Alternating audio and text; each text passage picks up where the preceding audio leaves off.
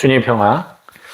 여기는 그 저희 사무실 옆에 수지 애니어그램 프로그램 돌릴 수 있는 조그마한 강의실인데요. 제가 여기서 가끔 판서하면서 강의했었잖아요. 참고로 또 여기 판서 요 뒤쪽이 원탁이 하나 있고 의자 2개를 놨어요. 요 칠판으로 가리고 그 뒤에서 상담을 합니다.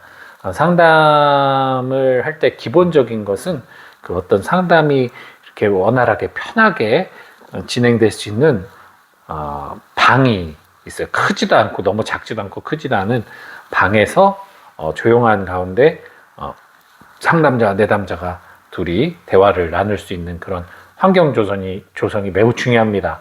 물론 위급할 때는 전화 상담도 할 수 있기도 하지만 상담 효과가 매우 떨어지고요. 함께 만남이라는 것, 그리고 어떤 라포 형성이라는 것은 결국은 함께 상호작용을 하면서 서로의 숨소리, 그리고 어떤 작은 미묘한 움직임까지 상담자가 내담자를 바라보면서 그의 마음을 읽어주고 또 그에게 공감을 해주는 거죠. 상담자가 신이 아니기 때문에 내담자의 모든 내면의 이야기를 다 알아들을 수도 없거니와 그걸 다 말할 수도 없어요. 다만 함께 그 시간, 그 힘든 시간, 고통의 시간, 괴로움의 시간을 견뎌주고 버텨주는 거예요. 동지가 돼주는 거죠.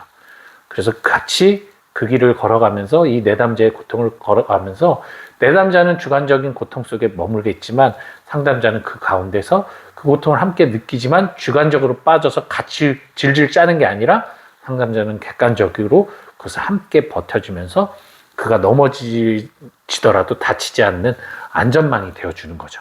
그렇게 함께 동반해서 결국 내담자가 스스로 일어날 수 있는 힘을 갖도록, 그리고 자신이 가려고 하는 길에 확신을 찾고 용기를 얻고 자신감을 얻어서 나아갈 수 있도록 함께 버텨주고 위로해주고 격려해주는 역할을 하는 거예요. 상담자가 무슨 교사가 돼서 가르치고 알려줘가지고 이렇게 해, 이렇게 하지 마 하는 게 아니라요. 물론 어린이 상담에서는 지시적 상담이 필요합니다만 어쨌든 그러한 상담을 해요. 여기서 되게 중요한 조건은 상담을 무슨 카페에서 한다거나 공공장소에서 하지 않는다는 거예요. 사람들이 없는 곳, 조용한 곳에서 상담을 하게 됩니다. 그래야 내가 좀 더 안전한 마음으로 내 마음속 이야기를 꺼낼 수가 있겠죠. 사람들한테 쉽게 꺼내지 못했던 이야기들을 꺼낼 수가 있겠죠.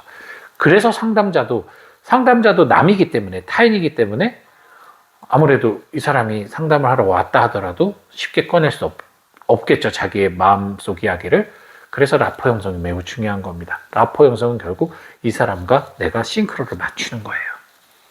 이 사람의 생각과 말과 태도와 어떤 마음을 함께 쭉 공감해 주면서 이 사람이 무르르듯이 내가 있으나 있지 않은 것처럼, 그리고 나에게 이야기를 하나 독백하는 것처럼 자기를 드러낼 수 있도록 해주는 것. 정말 어려운 거죠. 근데 이게 사실은 하느님의 모습과 같아요. 하느님은 존재하지만 존재하지 않는 것처럼, 우리를 위해 온갖 것을 배려하고 자비를 베푸시지만 그러지 않은 것처럼 보이시죠? 예, 보이듯이 보이지 않듯이 도와주는 것이야말로 이게 진짜 최고의 봉사고 최고의 배려거든요.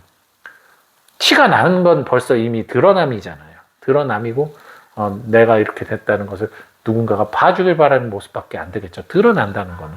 근데 그것이 드러나지 않는다는 건 진짜 대단한 거예요. 그러니까 상담자가 그 역할을 해야 되는 거니까 상당히 힘든 거죠. 저도 여기서 많은 분들을 상담을 합니다. 신자가 아닌 분들이 또 한 절반이고 신자인 분들이 절반이에요. 그러니까 종교적인 상담을 하는 게 아니란 얘기죠. 근데 신자가 아닌 사람들이, 일반 사람들이 상담을 할 때 자기 이야기 쉽게 못 꺼내요, 진짜. 그러니까 오랜 시간 몇 회기에 걸쳐서 그 사람의 마음을 녹여주는 시간이 필요하죠. 그래서 그 사람이 마음을 열면 쏟아 나오는 그 다양한 고민과 고통과 아픔들을 또 잘 정리해서 다시 보여주고 반영해서 그 안에서 그 사람이 답을 찾고 또 나아갈 바를 찾게 해주는 것. 이게 되게 제일 힘든 작업이기도 합니다. 기도하면서 하고 있는데요. 어쨌든 일반 사람들도 자기의 그런 것들을 꺼집어내고 또 마음의 평화와 안정을 얻기 위해서는 이러한 외진 사람들과는 단절된 공간이 필요하듯 우리 신앙인들도 그러한 공간이 필요합니다. 우리들 기도할 때 주로 성당 가서 기도해요. 또 집에서 기도방 만들어 놓고 기도하기도 하죠.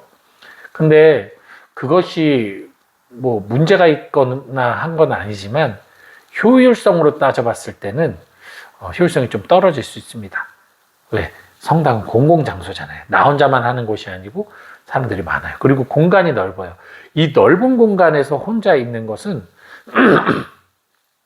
아무래도 마음을 모아지기가 쉽지 않습니다. 집중력이 좀 흐트러질 수가 있어요.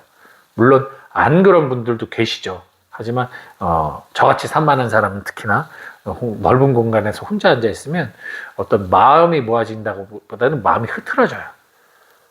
그러니까 너무 정서적이고 감정적으로 흘러갈 때가 있어요.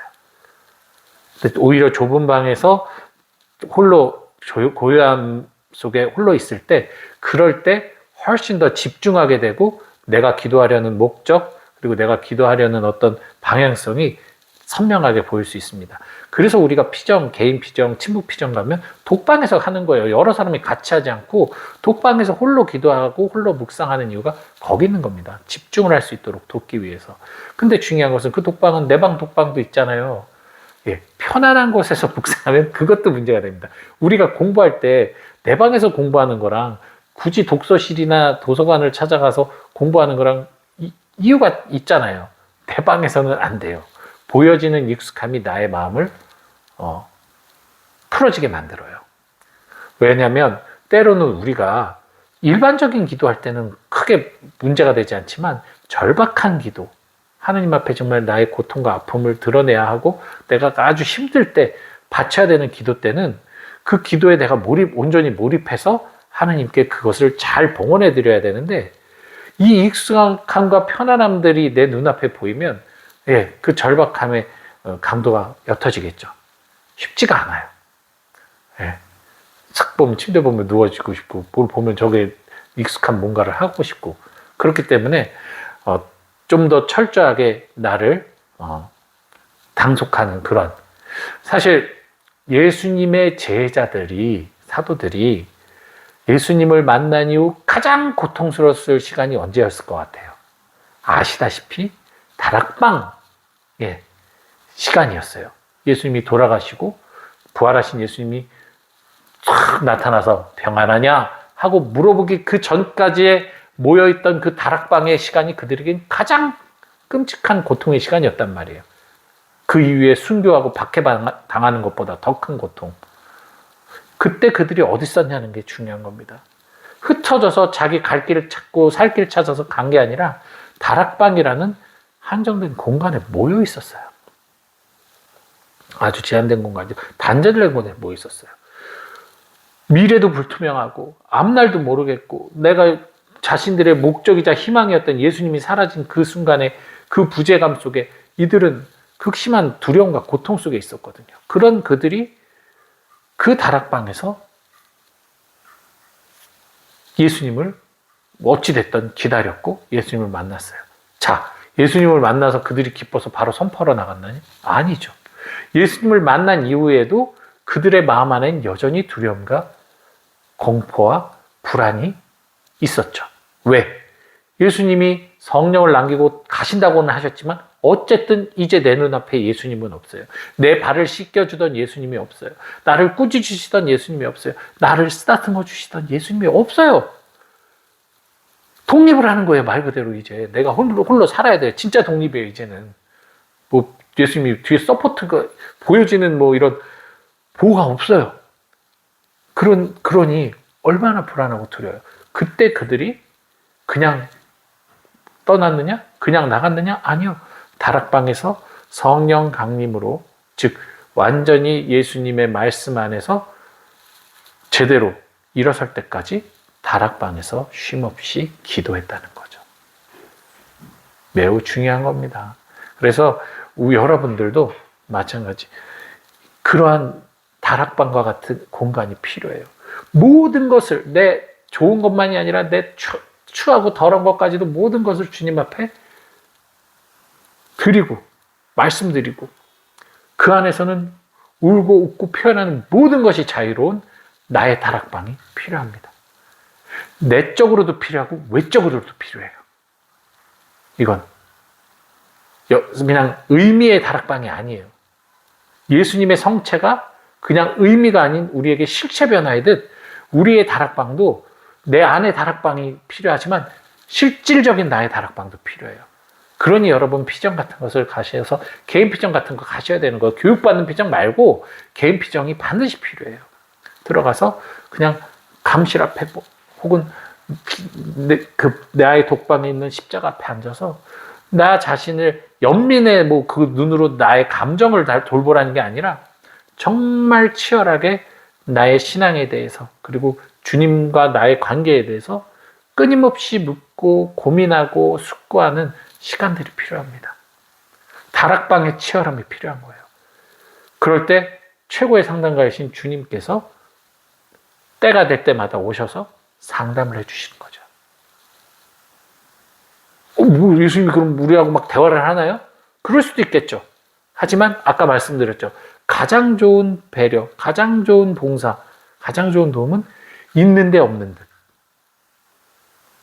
그러니까 나는 몰라요. 나는 느끼지 못했는데 내가 그걸 하면서 내가 뭔가 내 안에 변화가 생기고 내가 뭔가 용기가 생기고 뭔가 나도 모를 힘이 솟는다? 이미 주님과의 상담이 시작이 됐고 주님과의 상담을 통해 내가 변화하려는 의지가 생겨나는 거예요. 그게. 그래서 저는 여러분들 개인 피정을 매우 권고합니다. 일반 피정도 가고 개인 피정도 매우 필요해요. 일반 사람들이 산이고 들이고 저기 어디 외진 데로 가서 명상하고 막 그거 하는 거 일반 사람들은 삶을 위해서도 그거 하는데 명색이 그리스도인인데 그리스도인이 1년에 한 번도 그런 조용한 피정 2박 3일이라던가 이런 피정을 하지 않는다? 그러면서 어떻게 구원을 받으려는 욕심을 냅니까? 스스로 그런 정도의 시간도 내어드리지 못하면서 그것도 시간을 내어드리는 것도 누구를 위해서? 결국 날 위해서 그 시간을 내는 건데 정말 치열한 다락방의 시간을 꼭 가지셔야 돼요.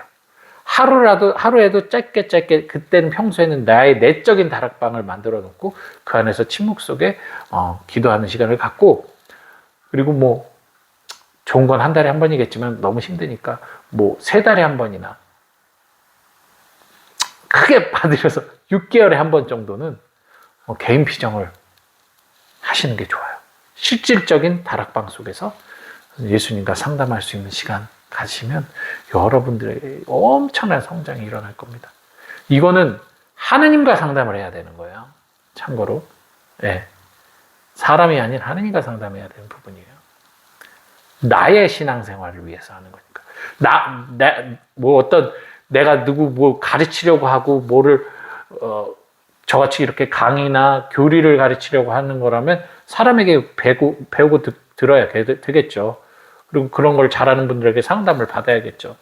누군가를 위해서 선포하는 일을 하기 위해서라면은 하느님의 지혜를 청하면서 사람들에게 들어야 되겠지만 내 개인적 신앙의 성숙과 나와 하느님과의 관계의 일치를 위해서는 하느님과 상담해야 되는 거예요. 그건 누구한테 자랑할 것도 아니고 누구한테 드러낼 것도 아니에요. 상담하는 사람들 와가지고 나 그 상담했어 나 막 하면서 자기 얘기하고 막 상담가하고 있었던 일 얘기하고 하지 않아요. 저도 마찬가지고. 네. 이건 내밀한 부분이에요. 그러나 매우 중요합니다. 여러분들이 그러한 다락방의 치열함을 살아갈 수 있기를 바라고요. 네. 그걸 통해서 진짜 더욱더 예수님과 하느님을 사랑하고 그 깊은 사랑 속에서 여러분들이 영적으로 참된 자유를 누리기를 간절하게 축원하옵나이다. 아멘. 주님 평안.